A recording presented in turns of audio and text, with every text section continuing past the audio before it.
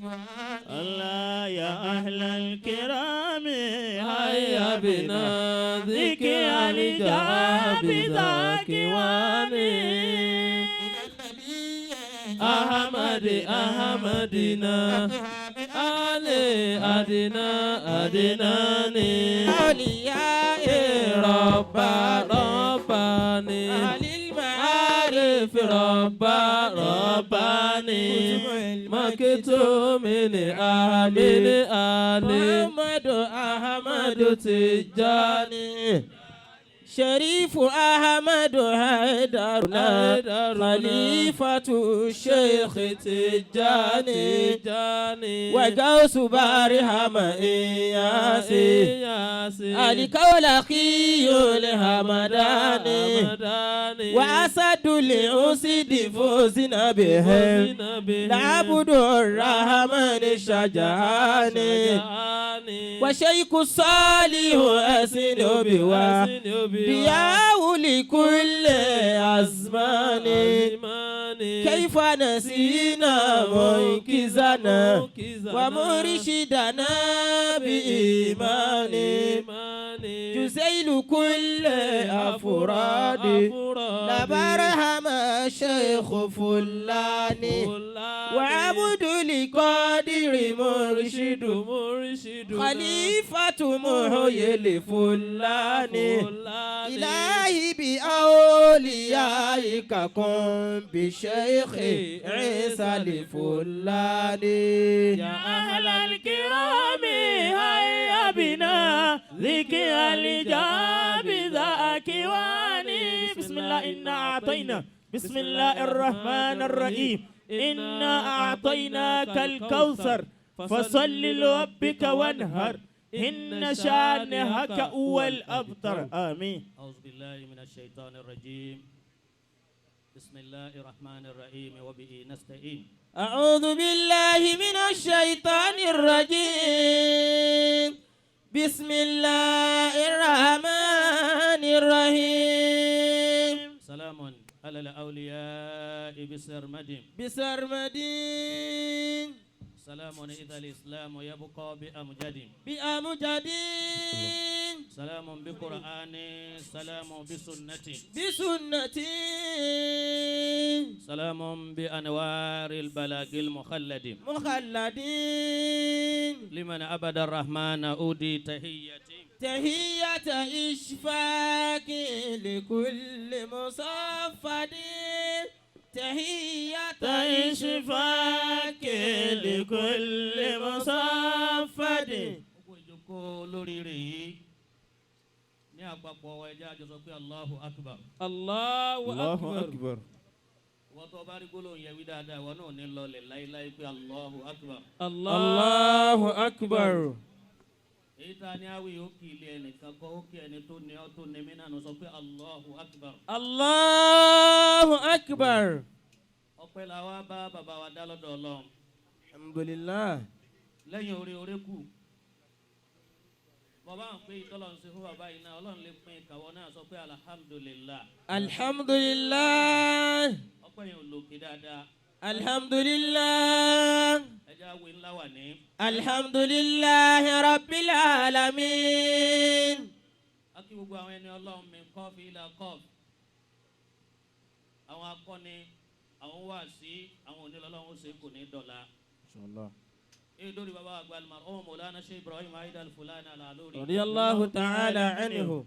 mo bí alibarika àwọn kí gbogbo kalẹ̀ àwọn àfa àwọn tá a wà ń kalẹ̀ àwọn tí a ń bọ̀ lọ́nà ìdùnnú bàbá tá a wá báyọ̀ ayọ̀ tiwa náà ní dìbànújẹ́. Àmín. mo kí gbogbo àwọn ya wa lápapọ̀ mo wá darí kíkí ń sọ́dọ̀ bàbá mi ayatun min ayatillah. mẹ́ta náà làfà àwọn àfà kan bẹ alimun billah walaysa aliman bi amrillah. àwọn àfà kan sì wà alimun bi amrillah walaysa aliman billah. àmọ́ bọ́lá ń bá fẹ́ parí oore yóò sèyàn ní alijamiu bayna al-ithnayn. yóò máa jẹ́ alimun billah wa alimun bi amrillah. Adamallahu hayatakum. bàbá àgbà Maulana fadilatu Sheikh Rasheed Agbara Omi. أدام الله حياته. Rijalu pọnú al-Qur'an. Tá a gbọ́ lẹ́nu yẹn. Àwọn rijalu kan bẹ tó yẹ pé màkàmá rẹ̀ ojú kí ló ṣe láàárọ̀ kí lá jẹ láàárọ̀ kí lá jẹ lálẹ́ lọ. Àwọn ni ar-rijalu qawwamuna. الرجال قوامون على النساء.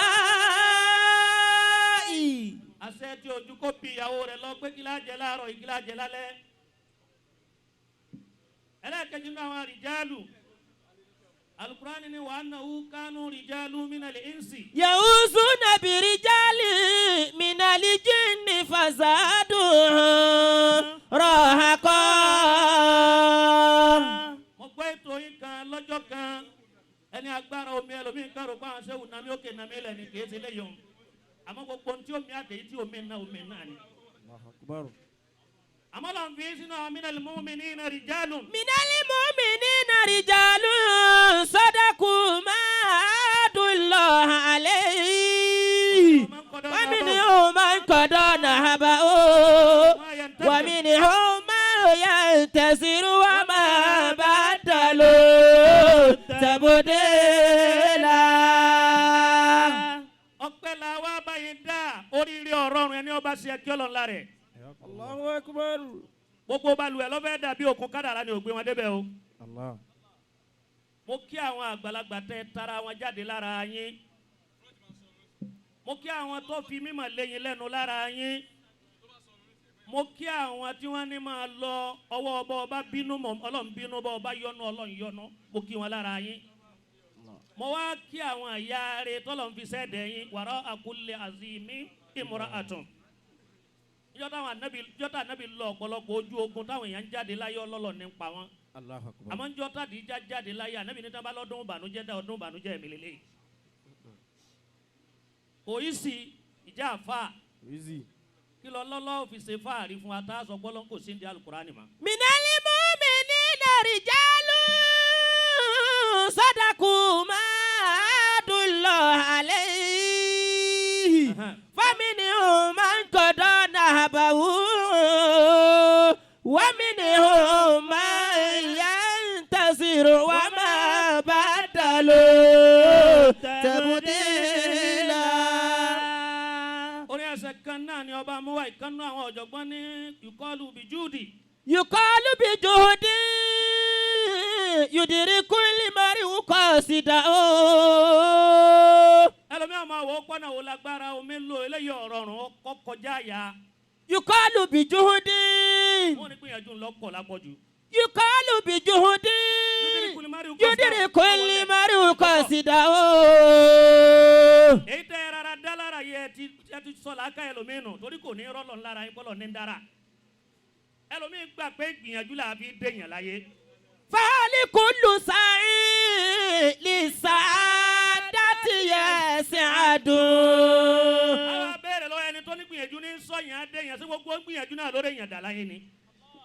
وقيل اليسير بالدعاء ميسر. àwọn kan ní bọ́ ọba fẹ́ tó lé ó dìrọ̀rùn lọ́nú àdúrà.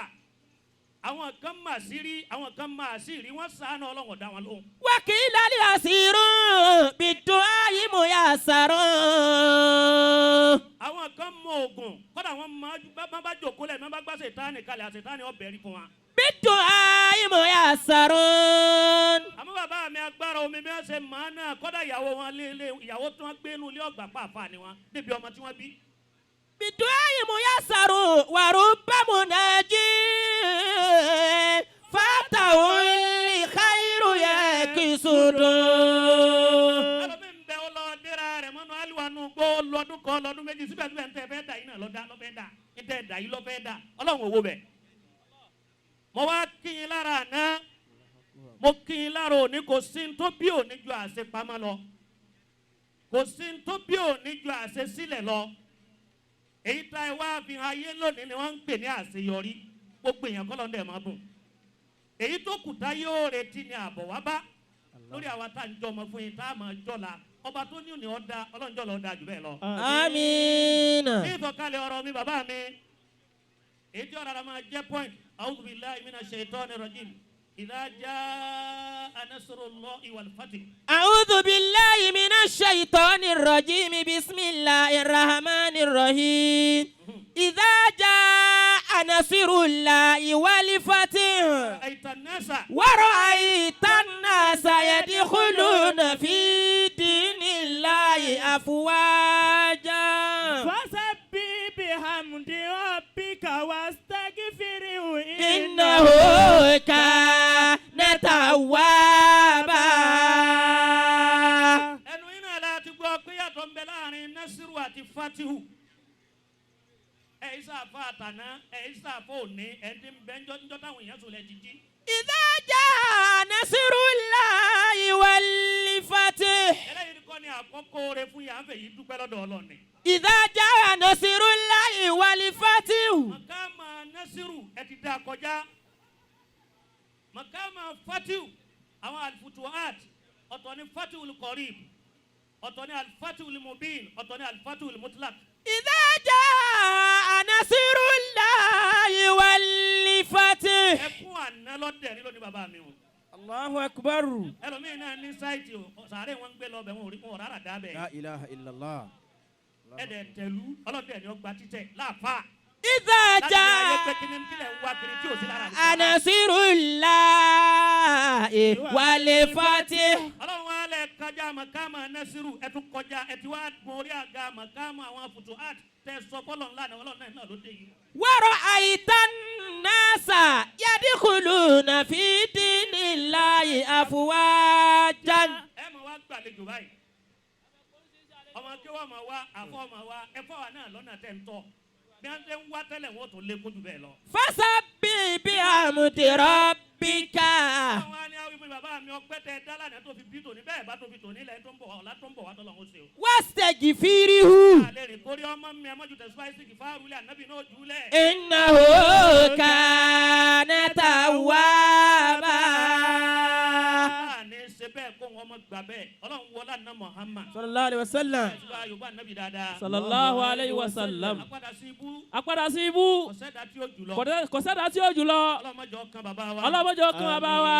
apádà sí ìgbà. Apádà sí ìgbà. ọ̀sẹ̀dá tí ó jùlọ. Kò sẹ́dá tí ó jùlọ. ọlọ́mọjọ kan bàbá wa. Ọlọ́mọjọ kan bàbá wa. ìdí àṣàlùbù bá dàlà àtọ̀. Asálù bá dàlẹ́ àtọ́. ọlọ́mọjọ tọ́ sí. Ọlọ́mọjọ tọ́ sí. àlùbùdù bá dàlù kúrbì. Àlìbúdù bá dàlẹ́ kúrìbì. Ọlọ́mọ fi sàdánwò fún yín. ànàkìrátù bá dàlù máàrífà. Ànàkìrátù bá dàlẹ́ máàrífà. Ọlọ́mọ fi sàdánwò fún yín. Ọlọ́nàbíwá Muhammad. bismillahir rahmanir rahim. Bismillahir rahmanir rahim. wàláhì bọ́ bá yanu tọ́ wẹni tí ń wí tọ́ wẹni tá ń pè ọ̀rọ̀ tiẹ̀ náà dayọ̀ jù báyìí lọ. Bismillahir rahmanir rahim. لإيلاف قريش لإيلاف قريش إيلافهم رحلة الشتاء والصيف فليعبد رب هذا البيت بيت المعمور بيت العزة بيت العتيق الذي أطعمهم من جوع وآمنهم من خوف.